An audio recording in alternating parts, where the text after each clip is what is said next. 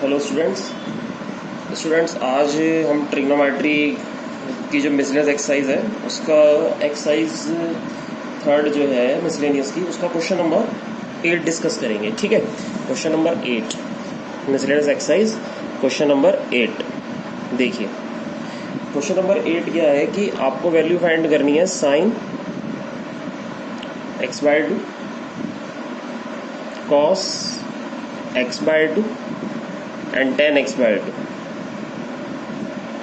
ये वैल्यू आपको फाइंड करनी है, जबकि हमें गिवन क्या है, हमें जो गिवन है वो ये गिवन है कि जो हमारा x है वो लाई कर रहा है सेकंड क्वाड्रेंट में। सेकंड क्वाड्रेंट होता है हमारा π/2 से पाई तक। ठीक है, और हमें क्या गिवन है दूसरा, tan x की हमें वैल्यू गिवन है जिससे कि गिवन हुआ है -4/3। ठीक है, आपको क्या वाला साइन x/2 कॉस x/2 और tan x/2 की वैल्यू को फाइंड करना। कैसे फाइंड करेंगे देखो, सबसे पहले तो क्या करना है, देखो ऐसे क्वेश्चन में क्या करना होता है, क्योंकि यहाँ पर हमें जो क्वाड्रेंट दिया हुआ है वो π/2 से पाई दिया हुआ है x के लिए, तो x तो है यहाँ गिवन है, लेकिन हमारे पास जो एंगल है वो क्वेश्चन के अंदर x/2 है ना। हमें तो x/2 की वैल्यू फाइंड करनी है, तो सबसे पहले हम क्या करेंगे, x/2 को चेंज करेंगे।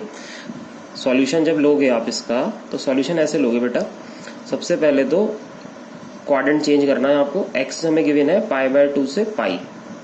ठीक है, हमें सबसे पहले क्वाड्रेंट चेंज करना है। क्वाड्रेंट क्यों चेंज कर रहे हैं, क्योंकि ये जो x है वो tan x के लिए दिया हुआ है। tan x में जो एंगल x है वो लाई कर रहा है सेकंड क्वाड्रेंट में, लेकिन साइन में, कॉस में और tan में जो एंगल x/2 है ये कौन से क्वाड्रेंट में है इसके बारे में हमें नहीं पता, तो वो हम कैसे फाइंड करेंगे। देखो जैसे ही मैंने तीनों को डिवाइड कर दिया 2 से, तो ये हो गया π/4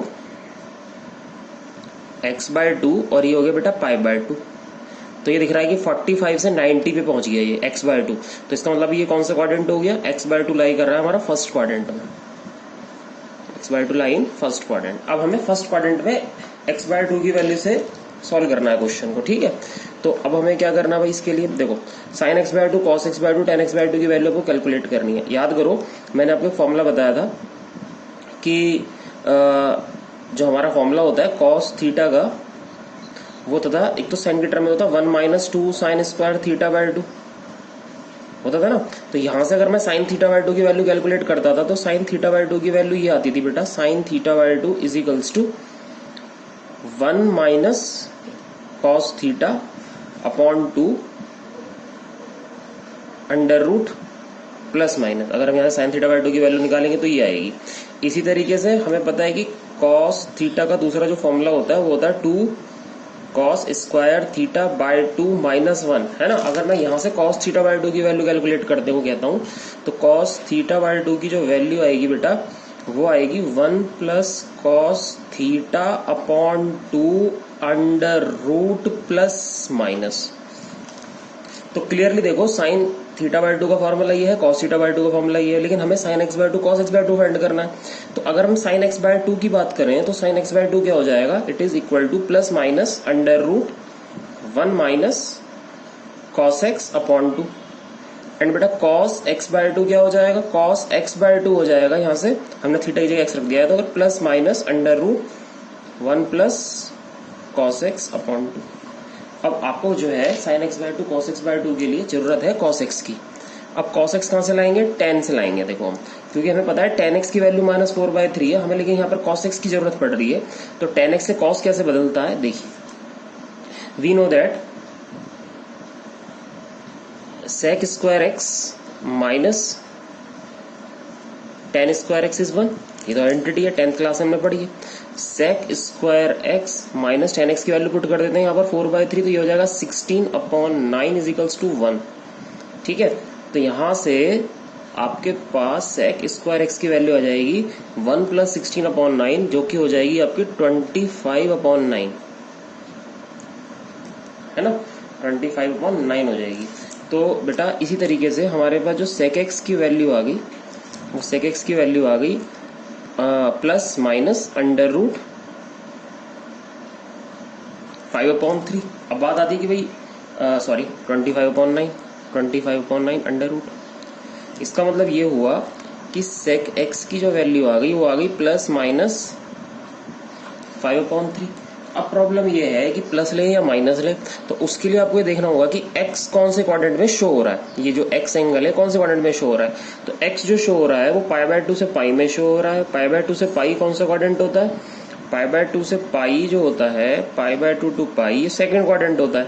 सेकंड क्वाड्रेंट में केवल हमें पता है कि साइन और कोसेक ही पॉजिटिव रहते हैं, जबकि ये क्या है सेक। तो सेक सेकंड क्वाड्रेंट में कैसा होगा, निगेटिव होगा। तो sec x is negative in second quadrant. अगर सेकंड क्वाड्रेंट सेक निगेटिव होता है तो सेक एक्स की वैल्यू हम क्या ले सकते हैं, we can take sec x is equals to -5/3।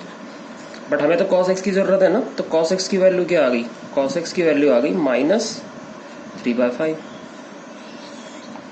ठीक है, अब हम क्वेश्चन पे चलते हैं। साइन x/2 की वैल्यू चाहिए, तो साइन x/2 आ जाएगा बेटा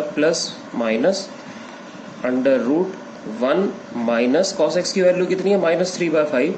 तो ये हो गया -3/5/2।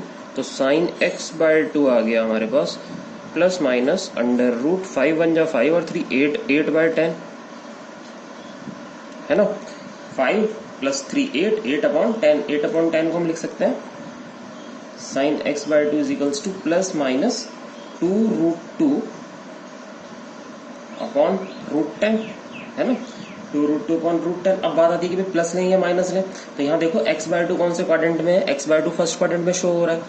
तो x/2 इन फर्स्ट क्वाड्रेंट, अगर x/2 फर्स्ट क्वाड्रेंट में है तो साइन x/2 तो फर्स्ट क्वाड्रेंट में कैसा होता है, पॉजिटिव होता है, ग्रेटर देन 0 होता है। तो साइन x/2 की वैल्यू को पॉजिटिव ले लेंगे। जब साइन x/2 की वैल्यू को पॉजिटिव ले लोगे तो आपके पास साइन x/2 की वैल्यू आ जाएगी 2√2/√10। पॉजिटिव वैल्यू आ गई हमारी साइन x/2 की। ठीक है, यानी कि हमें साइन x/2 की पॉजिटिव वैल्यू मिल गई 2√2/√10। क्यों, क्योंकि x/2 जो है वो हमने शो किया था वो फर्स्ट क्वाड्रेंट में, और फर्स्ट क्वाड्रेंट में हम साइन x/2 अगर कैलकुलेट कर रहे हैं तो इस फर्स्ट क्वाड्रेंट की वजह से साइन की वैल्यू पॉजिटिव ली जाएगी, पॉजिटिव वाली यानी कि +2√2/10। ये साइन x/2 की वैल्यू आ गई हमारे पास। अब हमें चाहिए cos x/2 की वैल्यू। ठीक है भाई, अब cos x/2 पे चलते हैं। चलिए cos x/2 की बात करते हैं। तो cos x/2 के लिए cos x/2 is equal to है ±√1 प्लस cos x/2। और हमारे पास cos x की वैल्यू कितनी है, हमारे पास cos x की वैल्यू -3/5 है। तो -3/5 हम इसमें पुट कर देते हैं। cos x/2 is equal to +(1 - 3/5/2)। ठीक है, तो यहाँ से हमें cos x/2 की वैल्यू मिल जाएगी ±5 1 जा 5, 5 में से 3 गया 2, तो 2/10 हो गई ना। 5 1 जा 5, 5 - 3 2, 2/10। अब 2/10 का मतलब फिर वही बात आ गई, तो इसमें तो हम रूट तो निकाल नहीं सकते इसमें, तो प्लस माइनस आ गया। अब ये देखो x/2 की कौन से क्वाड्रेंट में है, फर्स्ट क्वाड्रेंट में। क्वेश्चन के अकॉर्डिंग हमने प्रूफ किया था शुरू में ही, फर्स्ट क्वाड्रेंट, और फर्स्ट क्वाड्रेंट सब पॉजिटिव होते हैं, तो cos x/2 भी कैसा होगा, ग्रेटर देन 0 होगा। तो यहाँ से आप cos x/2 की पॉजिटिव वैल्यू ले लो, कितनी, +√2/10। ये cos x/2 की वैल्यू आ गई। अब हमें चाहिए किसकी वैल्यू बेटा, हमें चाहिए थी tan x/2 की वैल्यू। tan x/2 का मतलब हो गया sin x/2 upon cos x/2। तो tan x/2 is equal to sin x/2 की वैल्यू। sin x/2 की वैल्यू कितनी है, 2√2/√10, 2√2/√10। और cos x/2 की वैल्यू कितनी है, √2/10 है ना, 2√2 है। अब कौन कैंसिल हो रहा है, देखो कौन सी वैल्यू कैंसिल हो रही है, हुआ कुछ कैंसिल, बिल्कुल ये कैंसिल हो गया पूरे तरीके से। तो आपका tan x/2 कितना आ गया, आपका जो tan x/2 है वो कितना आ गया, 2 आ गया। तो उम्मीद आपको बात समझ में आ गई होगी किस तरीके से हैंडल करना है। लेकिन आप ये ध्यान रखें कि क्वाड्रेंट को बेटा जरूर ध्यान से चेंज कर ले पहले। अगर आपको सही आंसर चाहिए तो क्वाड्रेंट जरूर चेंज कर लीजिएगा, अदरवाइज दिक्कत आएगी। क्वाड्रेंट को चेंज करना जरूरी है। ठीक है, ठीक है, तो ये हमारा आंसर आ गया। That's it. आप चाहो तो रैशनलाइज भी कर सकते थे शुरू में √2/√10 को, तो भी कोई दिक्कत नहीं है, और यहाँ भी छोड़ोगे तो भी कोई दिक्कत नहीं है। अब आप 9 और 10 एनसीईआरटी के मिसलेनियस का 9 और 10 जो है आप अपने आप करोगे। एनसीईआरटी मिसलेनियस का क्वेश्चन नंबर 9 और क्वेश्चन नंबर 10 आपको इसी तरीके से अपने आप करना है, ठीक है बेटा। और इसी तरीके से मिसलेनियस का ही बेटा एग्जाम्पल 28 है, वो भी ऐसी होगा, मिसलेनियस का एग्जाम्पल 28। ओके, तो इस वीडियो में इतना ही रखते हैं, बाकी कोई डाउट हो तो आप पूछ लेना। Thank you.